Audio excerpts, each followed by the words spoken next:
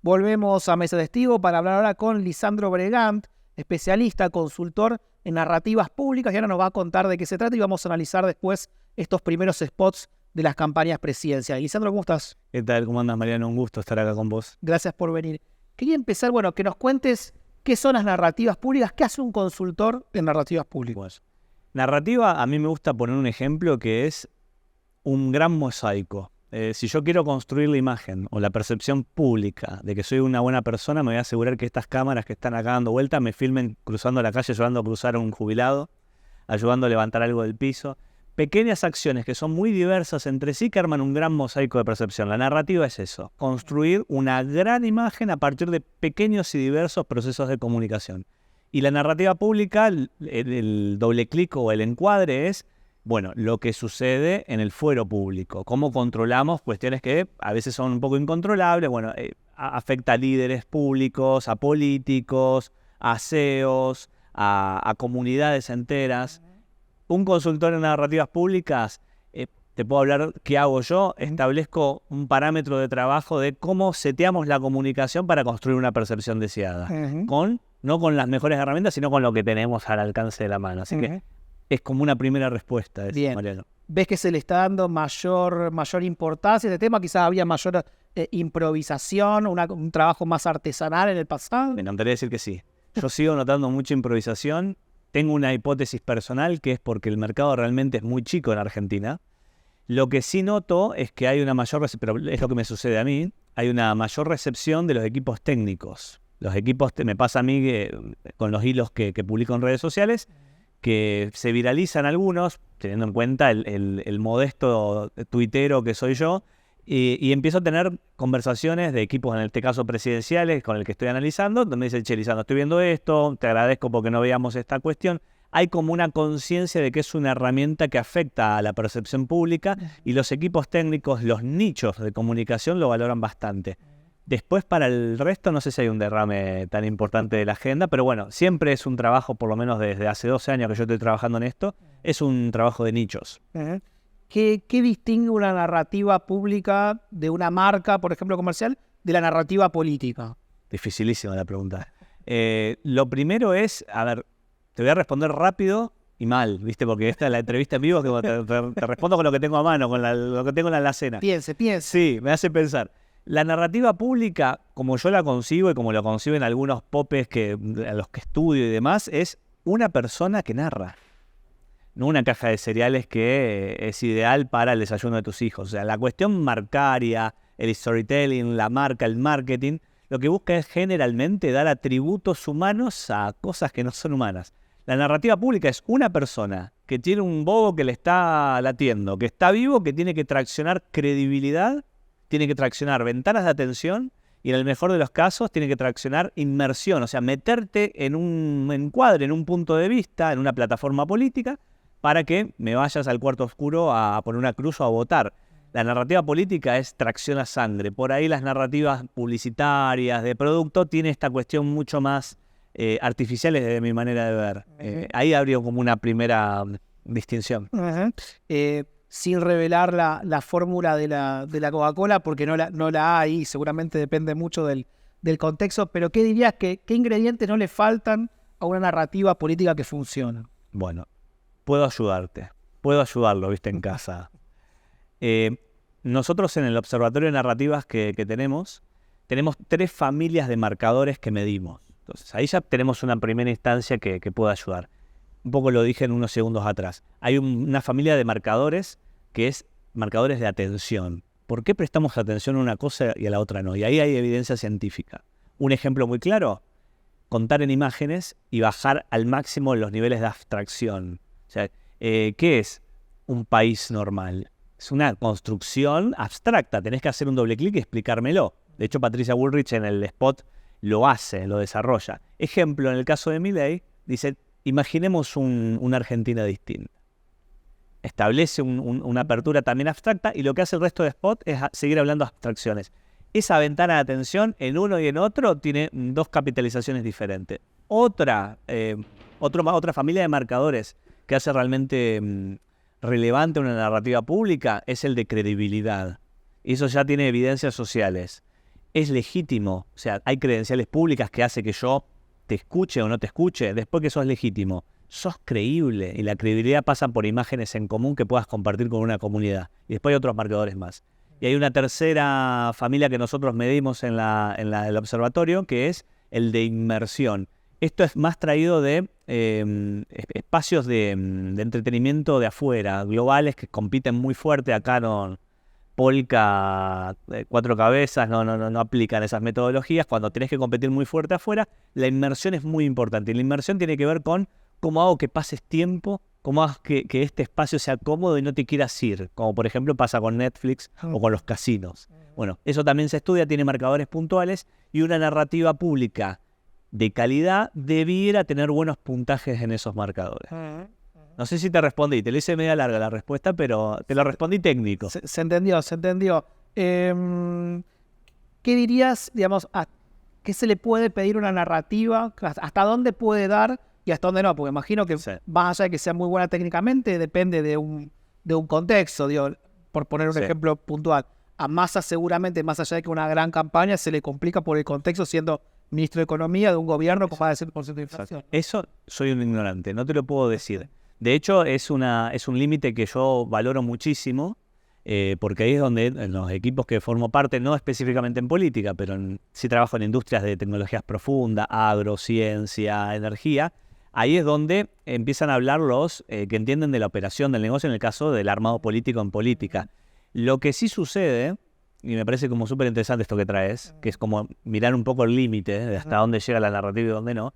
Lo que sucede, y lo he visto de primera mano, es que la narrativa pública en política no creo que cambie intenciones de votos. Bien trabajado sí, pero lo que sí hace de manera muy efectiva, y tengo como de primera mano esa fuente, cambia el ordenamiento interno de los equipos técnicos, cambia la autoestima. El equipo de Horacio Rodríguez Larreta está con una toma de decisiones totalmente diferente después de haber salido con ese spot que el equipo de Patricia Bullrich. Lo mismo pasa con los debates, y vos lo debes saber mejor que yo. Los debates se vive diciendo, y está medido, que no cambian a grandes rasgos las intenciones de voto. Pero puertas adentro son picos de autoestima muy importantes. ¿Para qué? Para el búnker que tiene que hacer que llegue el caballo de acá a los próximos 2 meses. Así que sirve, construye, acentúa una tendencia, pero por sobre todas las cosas puede ayudar a que haya errores no forzados en equipos de campaña, y eso sí define elecciones. Hablando de campaña, vamos a desglosar uno por uno los spots que vimos. Unión por la Patria, empezando por el gobierno. ¿Qué viste? Si no recuerdo mal, en el informe que estamos armando tenemos una parte preliminar. Está en un podio imaginario en el segundo puesto. Y una de los titulares o del Zócalo es el equipo de Massa, el equipo de comunicación de Massa, llega al segundo lugar no tanto por virtuosismo del spot, sino porque no comete tantos errores no forzados. Un ejemplo claro de algo bien trabajado en la narrativa de Unión por la Patria, los primeros 2 segundos del spot.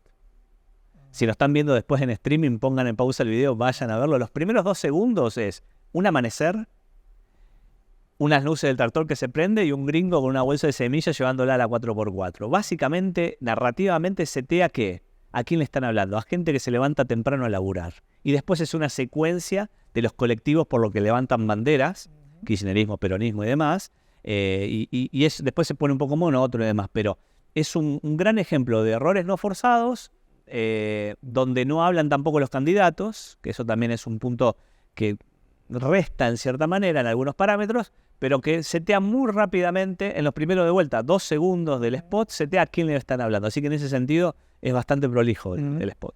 Me decías, este está en el puesto 2. Decime el 3, dejamos el 1 con el final. Sí, y hay un cuarto, porque son 4 y hay uno que se cayó del podio. El 3 me dijiste, Javier Milei, el equipo de Javier Milei. ¿Por qué? Ahora no tengo la planilla a mano, pero sí el punto a favor, tiene 2 puntos a favor muy interesantes. Uno de ellos, bien trabajado, lo hubiera puesto en el nivel 1, en el podio, en el puesto número 1, pero lo trabajaron muy mal. Que fue, los primeros segundos, acá hay algo importante. Hablé de Massa los primeros segundos, hablé de Milei los primeros segundos. Cuando me preguntes de Bullrich y de Larreta, te voy a hablar los primeros segundos. La ventana de atención en los primeros segundos es clave, ¿no? De hecho, se contabiliza, no sé, una vista en Netflix se contabiliza cuando pasan los 2 minutos de visualización, los 2 segundos en YouTube. Es muy importante en la ventana de atención, por eso hago ese hincapié, cierro paréntesis. En el caso de Milei, dice, imaginemos, el textual es, imaginemos una Argentina distinta.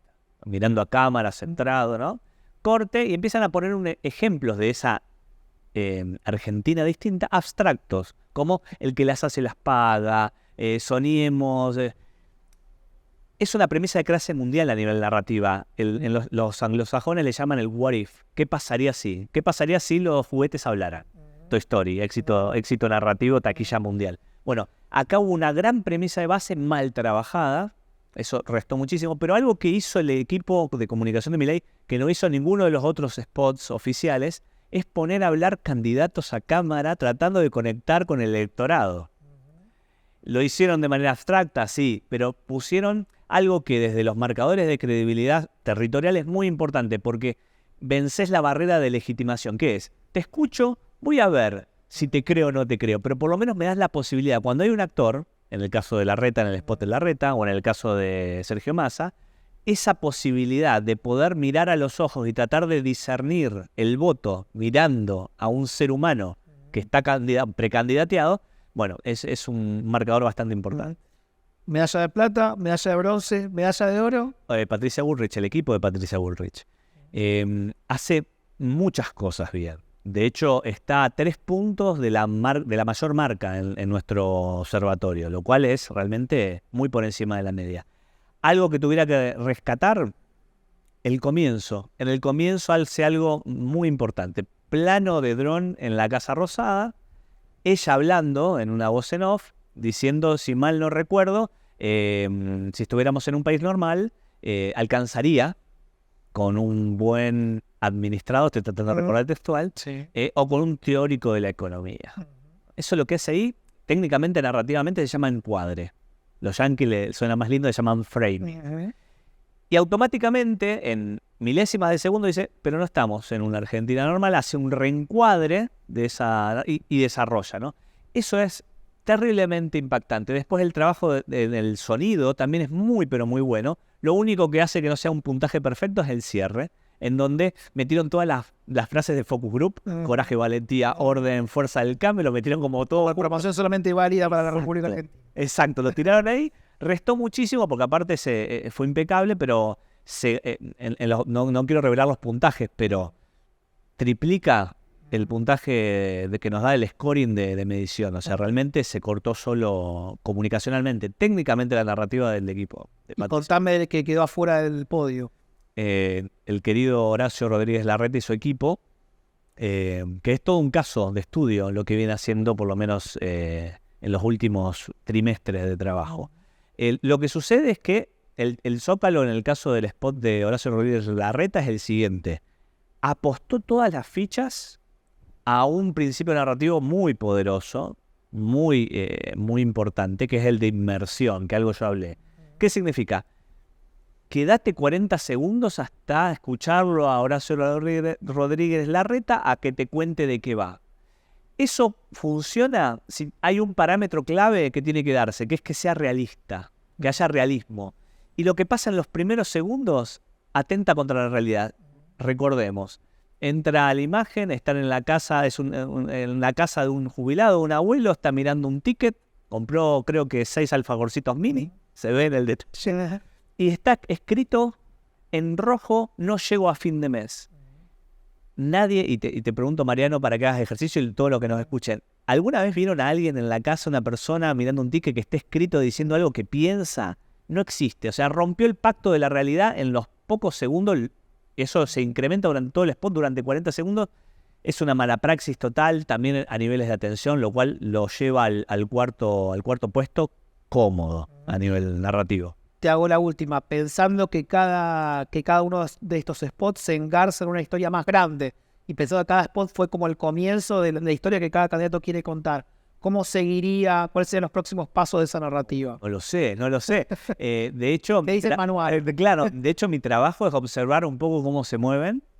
Sí, lo que a mí me pasó analizando el primer spot de lanzamiento de Horacio Rodríguez Larreta también, que fue en El Faro, que también se viralizó también bastante. Y yo en medios salía, porque me preguntaban, ¿cómo puede ser? Digo, cuidado, y nos remontamos a lo primero que me preguntaste, que es la narrativa. Y yo te dije que era un mosaico de pequeñas acciones comunicacionales que son diversas. Bueno, en ese mosaico el spot es uno. Hay margen de revertir. El tema pasa, y es un poco también la razón de ser de mi observatorio y de la cual laburo hace 12 años en esto, es de qué manera el equipo técnico puede lograr virar eso. En algunos casos lo tienen más claro, son más lúcidos, en otros están muy aturdidos. Lo cierto es que no hay una regla única y el tema es qué percepción pública quieren construir. A partir de ahí es un poco las decisiones que se van tomando en redes sociales, en spots, en discursos públicos y demás. Así que no tengo la respuesta oficial, Mariano, y de hecho disfruto de no tenerla. Me encargo de observar y de ayudar a mis clientes a tratar de ver qué se puede aprender de las buenas anomalías públicas y de las malas. Veremos. Lisandro, gracias por venir. Un gustazo, Mariano.